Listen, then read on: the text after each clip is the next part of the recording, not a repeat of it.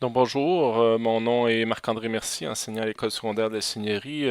Dans ce premier défi, vous allez apprendre les bases du dessin assisté par ordinateur et du logiciel Autodesk Inventor par la réalisation d'une étiquette circulaire.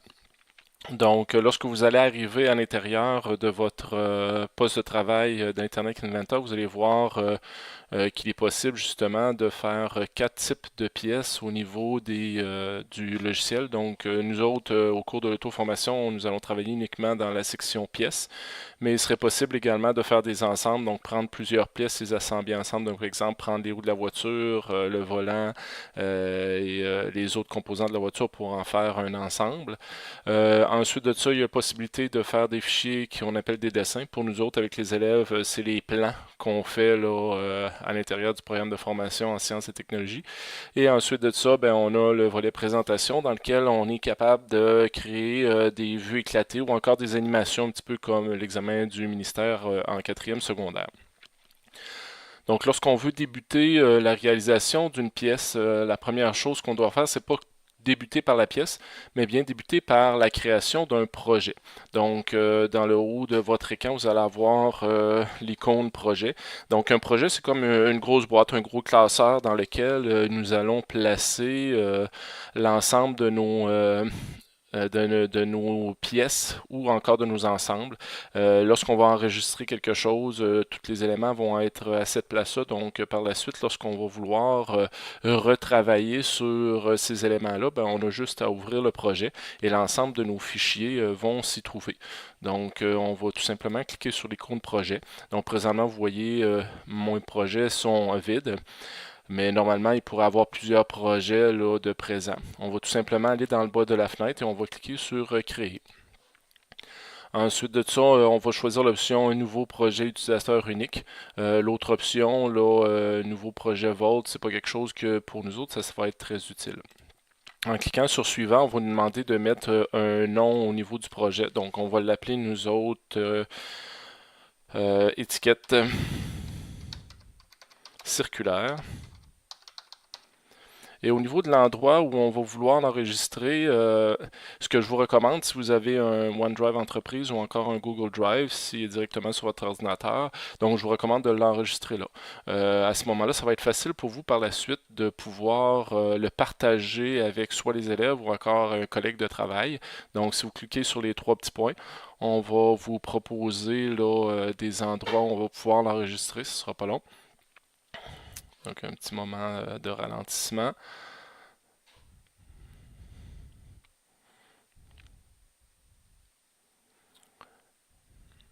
C'est sûr, par défaut, Inventor va vous proposer normalement un endroit, mais moi je vais aller dans l'ordinateur. J'ai un Google Drive, donc je vais aller dans le Google Drive.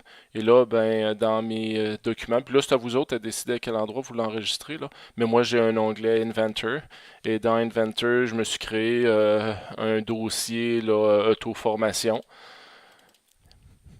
Et dans auto-formation, je vais créer un nouveau dossier qui, lui, va s'appeler étiquette circulaire.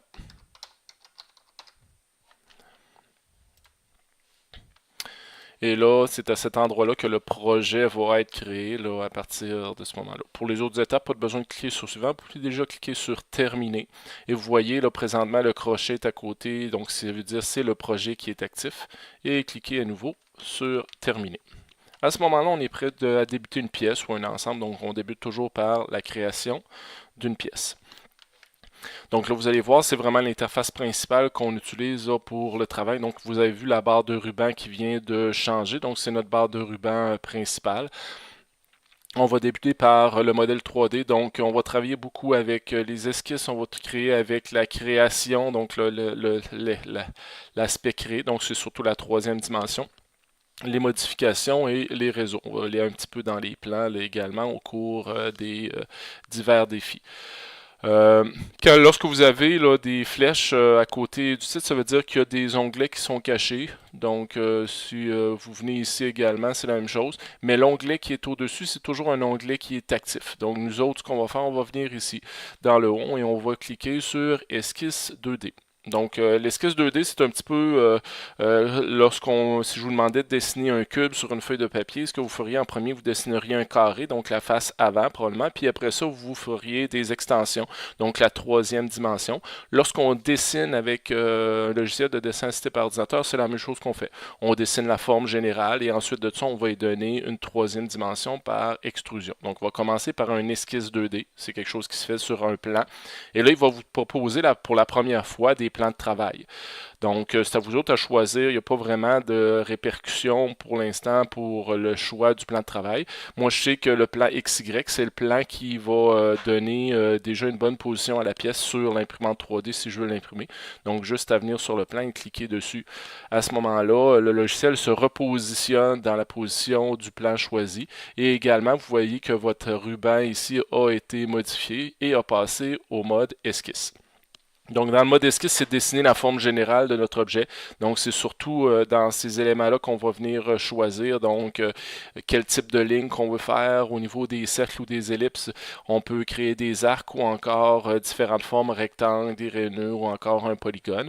On peut écrire du texte également à l'intérieur de ça. Et on va pouvoir venir des outils qui peuvent être intéressants ici, qu'on va voir au fur et à mesure, les contraintes qui vont être utilisées. Donc, pour nous autres, vu que c'est une étiquette circulaire, on va venir choisir le cercle. Donc, il y a déjà l'icône actif. À partir du moment où je clique dessus, vous voyez que l'icône devient bleue. Ça veut dire que je suis dans cette fonction-là. Et là, pour débuter, ce que je vais faire, je vais venir m'ancrer sur le centre du plan cartésien. L'avantage, c'est en me centrant sur le centre du plan cartésien, je vais pouvoir utiliser les plans par la suite lors de mon travail ou encore des axes qui sont déjà prédéfinis là, à l'intérieur du logiciel. Donc, tout ce que je fais, je clique une fois, je ne maintiens pas le clic, puis après ça, je me déplace. Et là, vous allez avoir dans le rectangle blanc une dimension qui va apparaître. Si vous connaissez déjà la dimension de votre forme, vous pouvez déjà le rentrer. Moi, je veux une dimension de 30. Pas besoin de rentrer les unités de mesure par défaut, c'est des millimètres. C'est sûr, je pourrais changer pour des pouces ou des centimètres, mais pour l'instant, lorsque c'est par défaut, la dimension est 30 mm. Et là, vous allez avoir votre cercle qui va être défini, qui est ancré au centre, ce qui veut dire, moi, si je veux déplacer le cercle, je suis plus capable de le déplacer parce que présentement, il est entièrement contraint. Si vous regardez dans le bas à droite, là, entièrement contraint. Et lorsqu'on dessine un esquisse, normalement, c'est ce qu'on veut. On veut qu'une fois qu'on a terminé l'esquisse, sa position, ses dimensions soient déterminées et qu'on ne soit pas capable de le modifier seulement en bougeant sur le contour, mais on pourrait venir modifier les dimensions. Si je reviens en arrière, supposons que j'ai fait une erreur puis c'est pas ce que je veux. Dans le haut à gauche, vous avez une flèche retour en arrière ou encore vous pouvez faire un CTRL-Z qui va annuler la dernière commande. Donc si je clique dessus, on va pouvoir revenir en arrière et faire disparaître le cercle. Si jamais vous aviez fait le cercle puis vous aviez cliqué 2 fois puis que vous n'aviez pas la dimension de 30, au lieu de revenir en arrière, ce qui est possible de faire, c'est de mettre une cote. Une cote, c'est de mettre des dimensions, donc des espaces entre 2 points ou encore tout simplement un diamètre, un rayon. Donc, si j'active l'option cote, je vais pouvoir venir sur le pourtour du cercle. À ce moment-là, je vais pouvoir cliquer à l'extérieur et dans la fenêtre qu'il y a ici, je vais pouvoir écrire la dimension. Ça revient exactement à la même chose. Donc, j'ai un diamètre de 30 mm. Si jamais je voulais changer cette valeur-là, ben, je vais tout simplement double-cliquer sur la valeur et dans la boîte ici, je vais pouvoir marquer exemple 35 et peser sur Enter.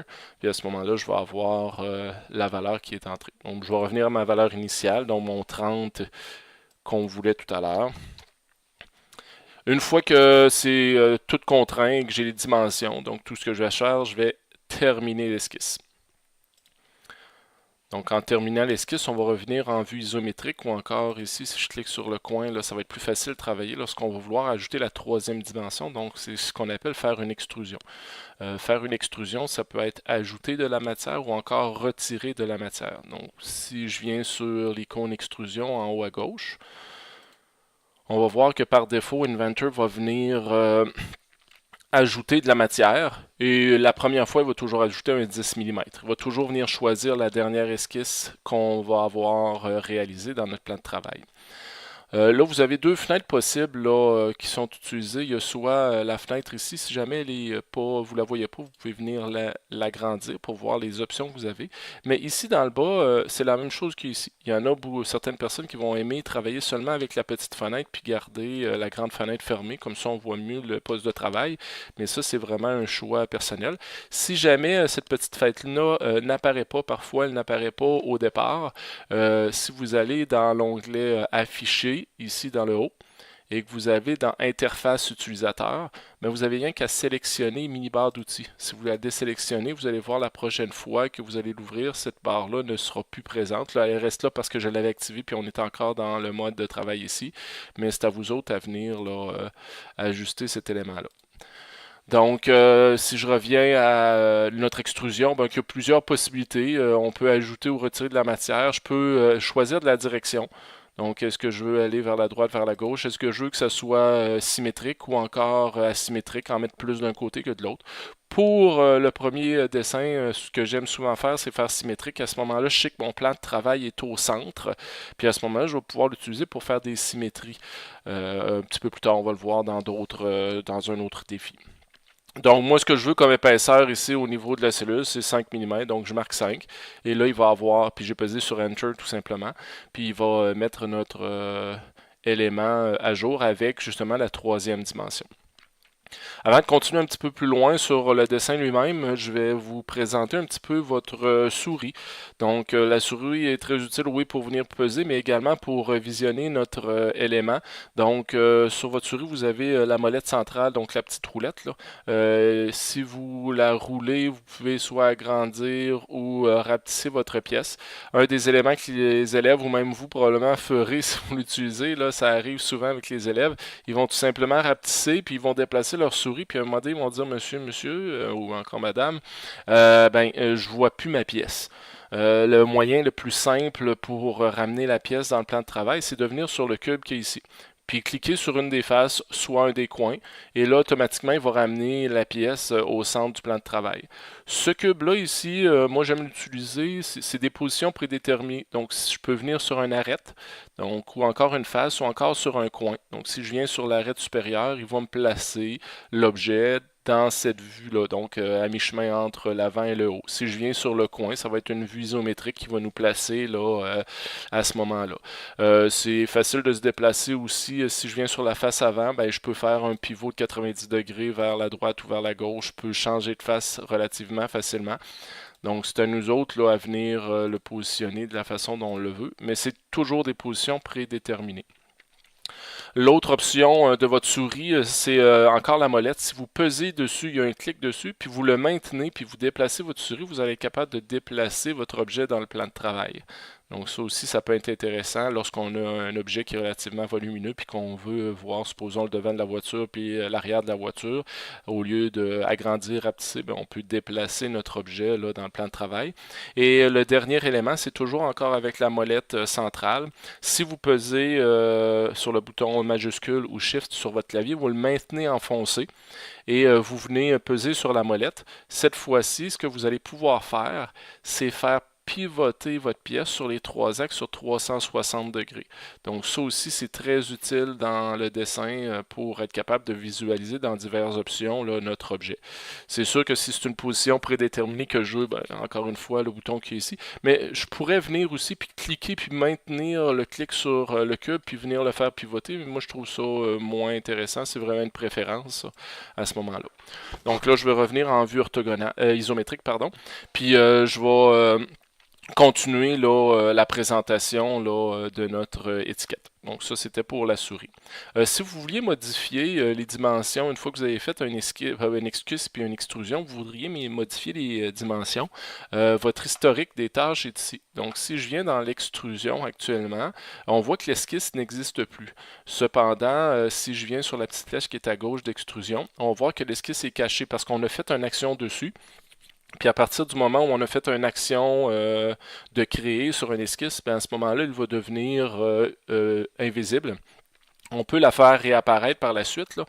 Donc, si je voulais modifier la grosseur du cercle, la grosseur du cercle a été déterminée dans l'esquisse. Donc, je dois venir dans l'esquisse, double-cliquer dessus.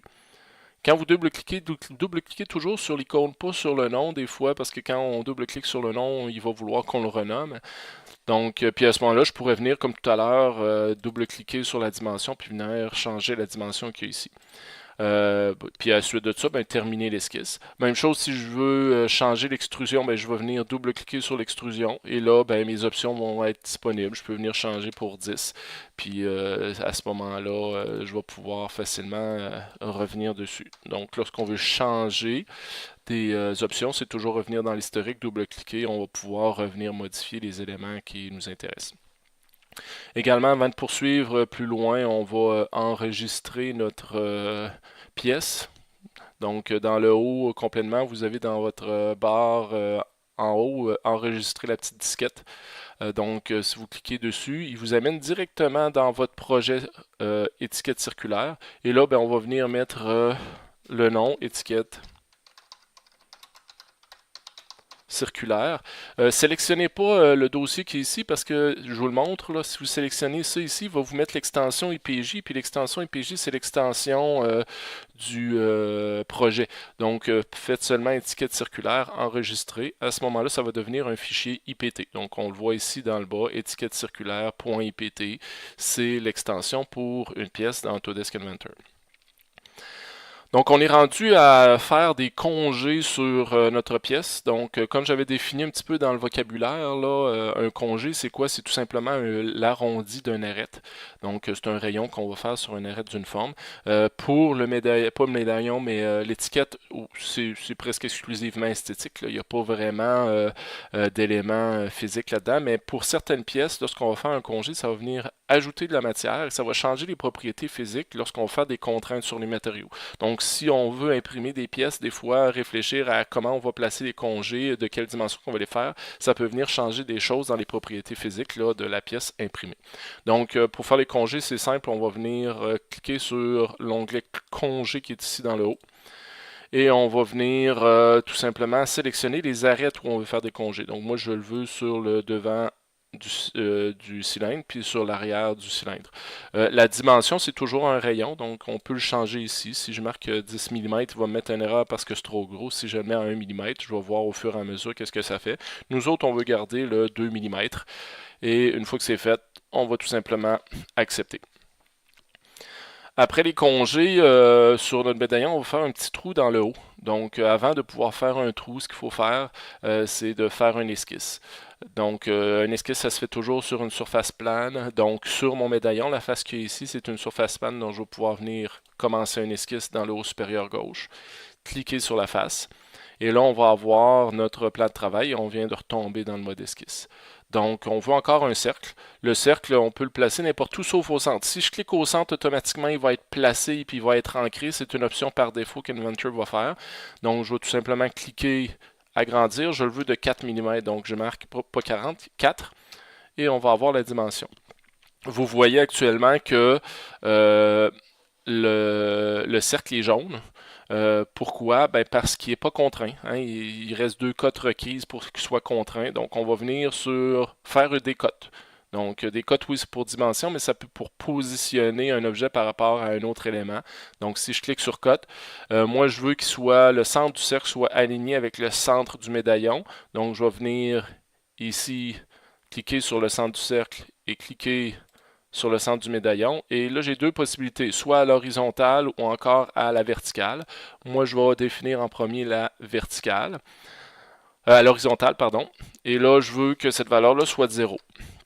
Donc là, je viens de fixer, puis on voit la petite cote qui est ici. Là, je viens de fixer les deux centres. À ce moment-là, si je clique sur Escape pour sortir de la fonction cote, puis je viens déplacer mon cercle, on voit que la seule chose, au centre, la seule chose que je peux faire, c'est le déplacer de haut en bas. Donc, il me reste une contrainte à faire, c'est pour éviter qu'il se déplace de haut en bas. Donc, je vais revenir sur cote.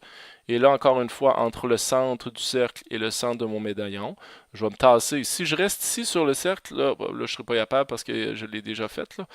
Mais si je reste au centre, il ne va rien apparaître. Il faut que je déplace ma souris. Puis là, ben, moi, je le déplace à l'extérieur. Puis là, je veux une distance de 10 mm. Et à ce moment-là, vous voyez, il est entièrement contraint. Donc, ma nouvelle esquisse est contrainte à l'intérieur de mon objet. Elle ne bougera plus. Donc, une fois que c'est fait, je vais terminer l'esquisse. Et là, on va faire encore une extrusion, mais cette fois-ci pour retirer de la matière. Donc, extrusion. Par défaut, il ajoute toujours de la matière, donc j'ai l'option qui est addition ici. Ici, ça va être soustraction. Donc, si je clique dessus, ce qu'il va faire, c'est qu'il va changer de côté, il va enlever de la matière de ce côté-là. Là, il y a plusieurs options. Est-ce que je le veux sur une certaine distance ou à travers tout? Moi, ce que je vais choisir ici, c'est à travers tout, parce que supposons je change l'épaisseur du médaillon, ben automatiquement, ça va pareil passer à travers tout. Si j'ai 5 mm et que mon médaillon ou l'étiquette devient 6 mm d'épais, ben lui, il va garder un trou de 5 mm de profondeur. Quand je sélectionne à travers tout, ben si l'épaisseur change, ça va passer à travers tout, toute l'épaisseur également. Et une fois que c'est fait, je vais tout simplement cliquer sur OK. Une fois que le retrait de matière est fait, ce qu'on va faire, on va faire de l'écriture dessus, donc on va faire une gravure. Encore une fois, pour faire une gravure, c'est d'enlever de la matière, mais avant d'enlever de la matière, il faut faire un esquisse. Donc je vais venir sur commencer un esquisse. Je vais venir sur la face où je veux écrire. Et là, dans mes options de créer, je vais venir choisir le texte. Et je vais venir placer le texte sur le médaillon. Donc le texte que je veux avoir, c'est Autodesk. Puis sur l'autre ligne, donc Autodesk Inventor. Si je veux changer les paramètres de cette section de texte-là, je vais tout simplement venir le sélectionner. Puis là, je vais choisir des paramètres qui me semblent corrects pour moi, que je trouve beaux. C'est un choix personnel.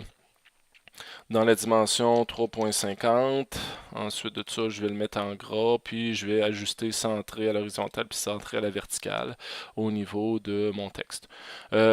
Si c'est des caractéristiques qui sont des textes, des polices qui sont un peu plus raffinées, ça se peut que Autodesk vous mette une erreur lorsque face à gravure, donc je vous suggère de choisir des textes de base, puis après ça, essayer d'échanger.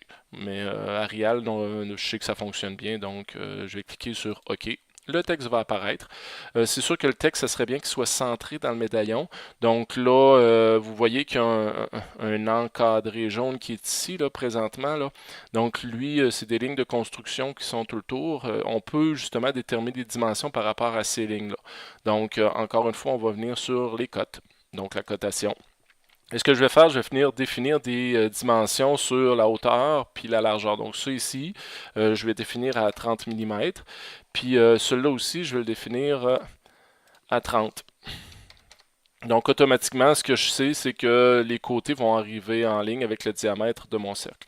Tout ce qui me reste à faire, c'est de déterminer une dimension à l'horizontale et à la verticale par rapport au point central. Donc je veux une distance entre la ligne du haut et le point central de mon médaillon. Et ça, je veux quoi? Je veux 30 divisé par 2. Et de gauche à droite également, je vais venir choisir entre ici et le point central. Et je vais faire aussi 30 divisé par 2. Et là, à ce moment-là, ben, je vais avoir automatiquement les dimensions qui vont s'ajuster par rapport au centre de ma pièce. Si je change la grosseur de l'écriture, ben, ça va rester centré pareil là, par rapport au centre de mon médaillon. Une fois que c'est fait, on va cliquer sur terminer l'esquisse. Et là, ben moi, ce que je veux, c'est extruder ce texte-là. Donc, on va venir, au lieu d'utiliser extrusion, il y a une autre option qui s'appelle gravure. Et dans l'option gravure, ben, il nous demande d'utiliser le contour. Donc, le contour, on va venir choisir le texte qui nous intéresse. Et là, est-ce qu'on veut que ce soit gravé avec un ajout de matière ou enlever de la matière? Moi, je veux enlever de la matière et je le veux d'1 mm de profondeur. Mais si je voulais 2 mm, je changerais la dimension qui est ici. Et là, on va cliquer sur OK. Donc, on voit là, présentement, là, si je change la vue, on voit qu'effectivement, ça vient d'être gravé à l'intérieur du médaillon.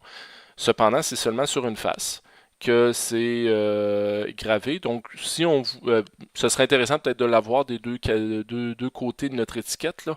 Donc, ce qu'on va faire, je vais mettre en vue orthogonale.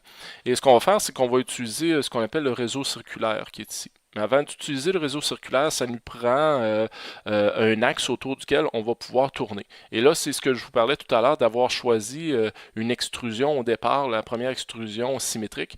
Ben, si je viens dans mon historique ici à gauche, d'origine, on va voir que les plans de travail qui nous étaient présentés au départ, XY, etc., ils se trouvent ici. Mais également, il se trouve des axes de travail. Et si je vais voir l'axe Y, bien, présentement, si je vais sur la face avant, l'axe Y est en plein centre de mon médaillon au niveau du diamètre. Et si je vais voir sur la tranche de mon diamètre, elle est en plein centre également de l'épaisseur de mon étiquette. Donc moi, ce que je veux avoir, c'est être capable de voir cette ligne-là dans mon travail. Donc tout ce que je fais, je viens sur axe Y, je vais faire un clic droite avec la souris et je vais choisir l'option visibilité. Et à ce moment-là, cet axe-là va être visible lorsque je vais vouloir faire du travail dessus. Donc là, je vais pouvoir aller choisir le réseau circulaire. Donc ici, dans le haut, vous avez réseau, l'icône réseau circulaire. Et là, ben, il nous demande de choisir la fonction. Donc moi, ce que je veux, c'est choisir uniquement l'écriture. Donc vous voyez, quand je me promène, il y a différentes lignes blanches qui apparaissent. La façon la plus facile pour le choisir, c'est de venir dans l'historique et dire, ben moi, je veux la gravure. Donc je vais cliquer sur gravure. Une fois que c'est sélectionné, il ne faut pas qu'il y ait d'autres choses en bleu parce que si tout ce que je vais sélectionner qui va être en bleu va faire partie du réseau circulaire que je veux. Puis moi, c'est juste le texte que je veux qu'il soit utilisé. Et là, ben, il nous demande c'est quoi l'axe de rotation. Donc, on va cliquer sur la flèche axe de rotation ici et je vais venir choisir, sélectionner l'axe que j'ai fait apparaître, donc l'axe des Y. Et là, il nous dit ben, combien que tu le veux de fois dans 360 degrés. Ben, dans 360 degrés, je le veux 2 fois. La première qui était notre origine.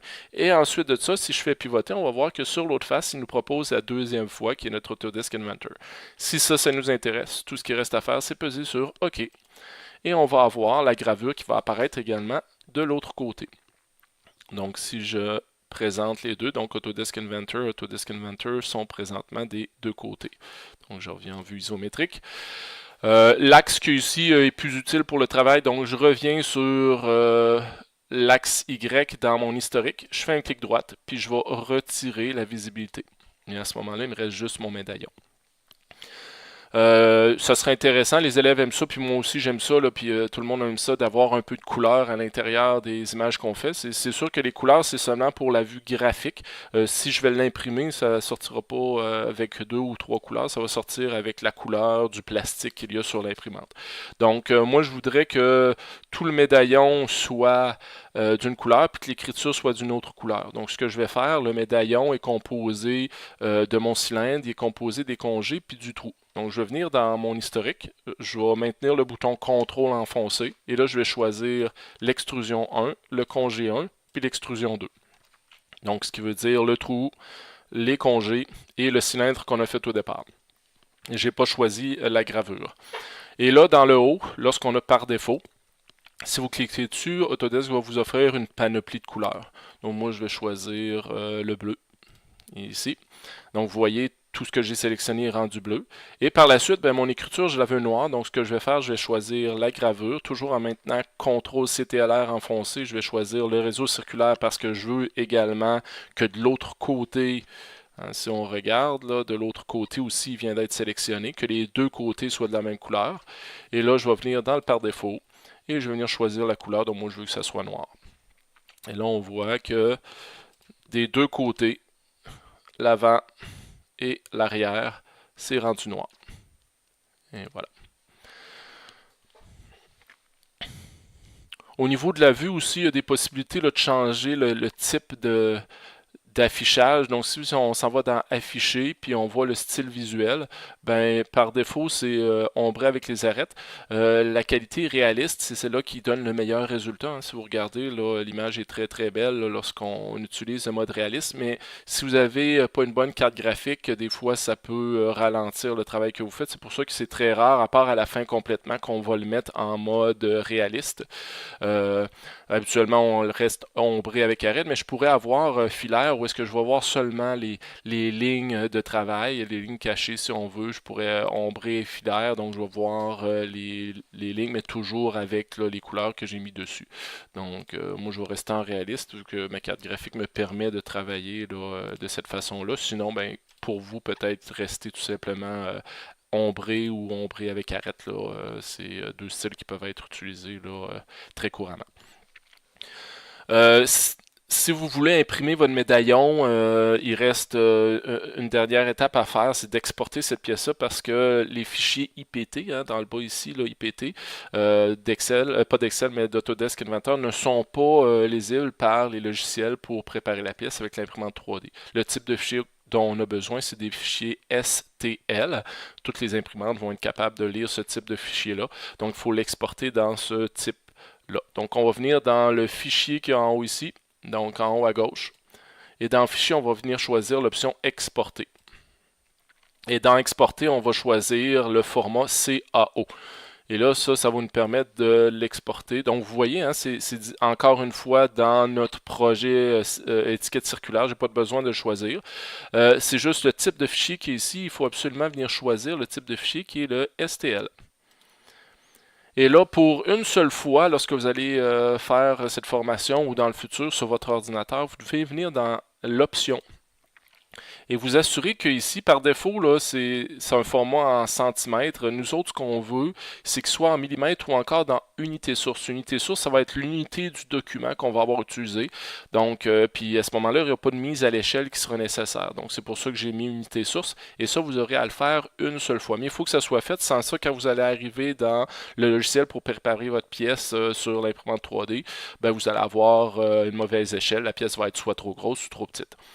Et là, je vais cliquer sur OK. Pour ce fichier-là, élément très très important, vous devez absolument vous assurer que le titre du fichier STL, il n'y ait pas de accent dans les lettres. Donc, certaines imprimantes 3D, dans les logiciels qui sont utilisés, vu que c'est des logiciels qui sont souvent faits en anglais, c'est pas tous les personnes qui ont accepté les caractères en accent. Et à ce moment-là, ça va causer un problème. Vous ne serez même pas capable d'imprimer la pièce. Ça va mettre des messages d'erreur. Donc, c'est important, là, dans tous les fichiers STL que vous faites, d'éviter d'avoir des accents à l'intérieur. Donc, c'est pour ça que j'ai changé le étiquette pour étiquette. Et à ce moment-là, on peut enregistrer. Et là, votre fichier va être prêt à importer à l'intérieur de votre logiciel. C'est quelque chose qu'on pourra traiter là, davantage, mais il est prêt à l'impression à ce moment-là. Dernier petit élément dans ce défi, c'est de vous parler un petit peu de votre historique qui est ici.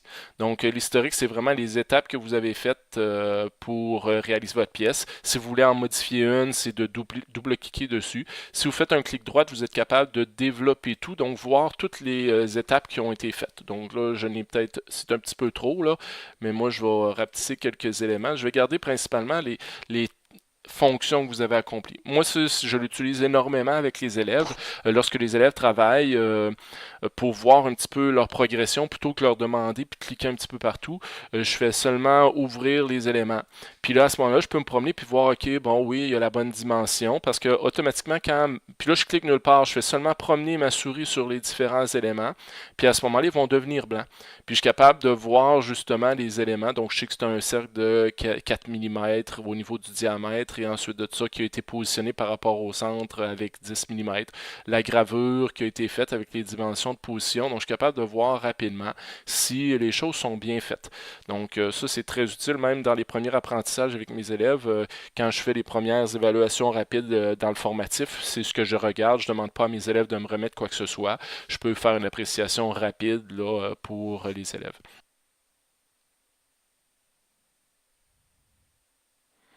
Donc parfois, les élèves, au cours du travail, ils vont venir créer ce que j'appelle des esquisses vides également. C'est quelque chose que je vérifie là, au niveau de l'historique.